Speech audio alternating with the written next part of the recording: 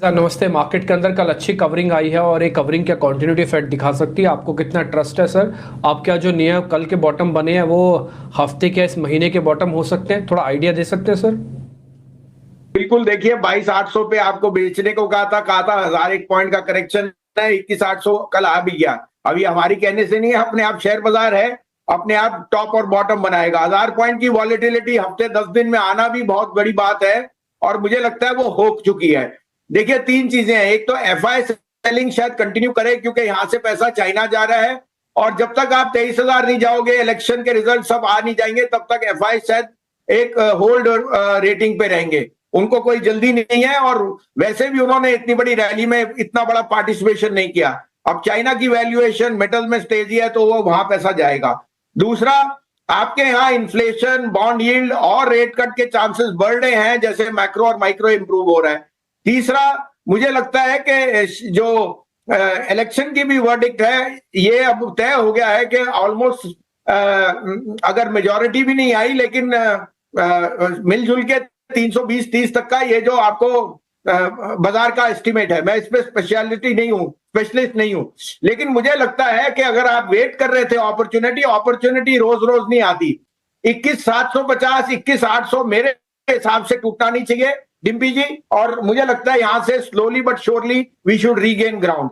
However, आपको stock specific होना पड़ेगा, इंडेक्स के ऊपर टिप्पणी करना मुश्किल है। लेकिन कल आपने देखा कि बैंक्स में, कल एचडीएफसी बैंक जो मैं आपको कह रहा हूं शिफ्ट करने के लिए, उनकी अब वेटेज बढ़ेगी और मुझे लगता है बैंक निफ्टी, क्योंकि तीनों चीजें, इन्फ्लेशन, अच्छा मॉनसून और ब्याज दरों में घट में, बैंकों में मुझे बहुत अच्छा यहाँ ग्रोथ दिखता है। तो IT, banks, metal should lead the rally and index में have made a bottom at this 21,750, 21,800।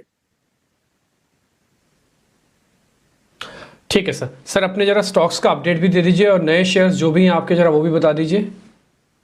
बिल्कुल, देखिए कोल इंडिया आपको कहा था वहीं 447 पे आपको बाय कही थी, 485 का टारगेट अभी भी कायम है। नैल्को मैंने कल भी कहा आपको 71-73 वो डे हाई पे बंद हुआ। और मेरा favourite Vedanta almost new high की तरफ है, 420 क्रॉस करेगा ये आज या कल में तो न्यू हाई जाएगा, 475 का टारगेट है। Engineers India is another stock जो मैंने बहुत रेकमेंड किया, 217 पे, 207 का स्टॉप लॉस, 270 का target. India bull real estate भी मैंने कहा एक्यूमुलेट कीजिए, 15-17 में ये 150 का भाव है। आज आपके लिए 3 पिक है। देखिए मेरे लिए group of the year 2024 and beyond is AB group. Vodafone जो अगली डकलिंग था वो एक ब्राइट स्वान बन गया है और उसने जो कैपिटल रेस किया है सारी कंपनियों में जान डाल दी। और वोडाफोन में हर बारी हर कंपनी को कुछ ना कुछ दबाव देना पड़ता था। आज की डेट में I think Vodafone is the golden goose जो आगे जाते हुए ये सारे ग्रुप को रीरेट करेगा। तो मेरे सारे पिक्स वहां है। वोडाफोन पे मैं पहले भी आपको कह चुका हूं 25 से कम मत बेचना एक साल में। आप आज देख ही रहे हैं, बहुत बड़ी ब्रोकेज ने निकाली है रिपोर्ट के 32% CAGR अगले 3 साल में आपको दिखेगी, despite some sort of bond yield rise करना because of the little debt burden which they will have to service for the government moratorium. लेकिन वो पार्ट एंड पार्सल है। मुझे लगता है दिस री infusion will see more users come back and the ARPUs go up. There are 2 price hikes which can be in the offing in the next few months. तो आज का topic ABFRL है। ABFR आपने कल AB capital के result दिए, देखे बहुत शानदार थे।